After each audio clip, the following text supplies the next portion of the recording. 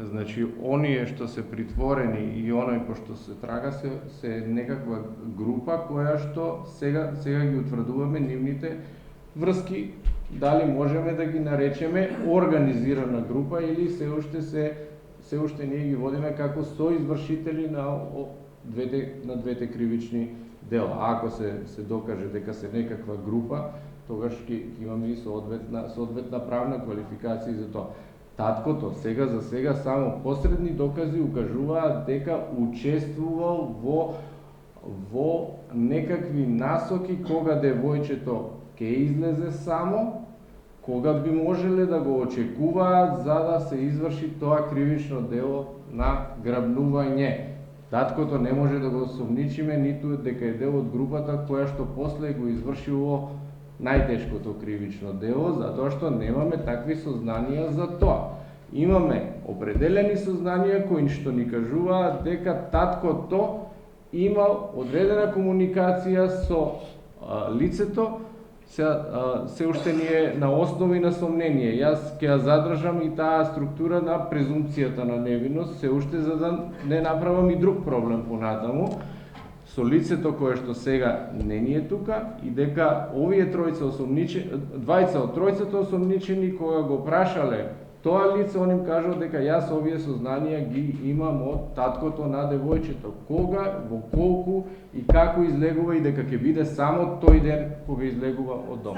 Утврдено е според признанието и сказите дека двете од лицата кои што биле со возилото Citroen, а по претходно добиена информација која што имале вечерта пред извршувањето на грабнувањето, дека девојчето ќе биде само во колку часот и така натаму, во влезот од зградата го земаат и е ставено практично со врзани раце и нозе и во една вреќа за спиење и го изнесуваат и го стават во гепек од возилото. Пред возилото Citroen се наоѓа возилото Renault Kangoo, кое што цело време се движи пред нив и е однесено на локација надвор од Скопје. Според сведоците, таму извршено убиството, а после тоа е запалено возилото. Се уште таткото ги негира овие действија. Значи ние неговата инволвираност која што сметаме дека е се уште посредна во овој случај, ја вадиме од контекстот на она што го кажуваат другите инволвирани во случајот, дека едното лице им кажало дека се ова го знае од контактот со таткото.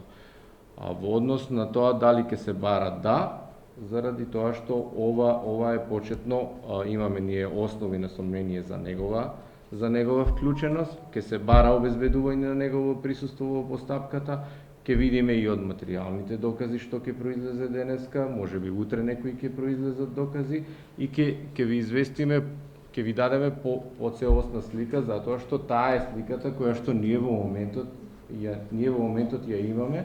Мотивот е прво со едниот од осомничените имале некаков меѓусебно должничко доверителски однос, односно Панче должел некои 500 евра и така е избран како веројатно како жртва за да се земе колата за да се изврши грабнувањето. Веројатно тоа е она што сега го имаме како некоја линија зошто е прво извршено грабнувањето на Панче, убиството на Панче и земено е неговото возило за овде да се заврши целокупниот криминален потват. Така да тоа е тоа. Не можам сите детали да ви ги кажам затоа што и сите не ги знам.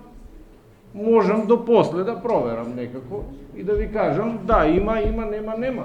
Но токму заради тоа Љубо Билјана ви кажа на почетокот, пресконференцијата требаше да биде во моментот кога ќе имаме целокупна слика, заради тоа што се појавија инцидентни ситуации кои што упатуваше кон можност за избивање на некаква меѓуетничка тензија, затоа што по Facebook веќе почна да се шири некаква хистерија која што е недозволена за се ова. И во тој момент решивме да излеземе со некое со соопштение кое што ќе даде првични информации. Денеска малце ги надополнуваме, но уште не ни се конечно. Јас утре очекувам кривичната или денеска во попладневните часови, кривичната пријава со одреден корпус на докази кој што ќе ни каже и други факти кои што ги барате сега во моментот.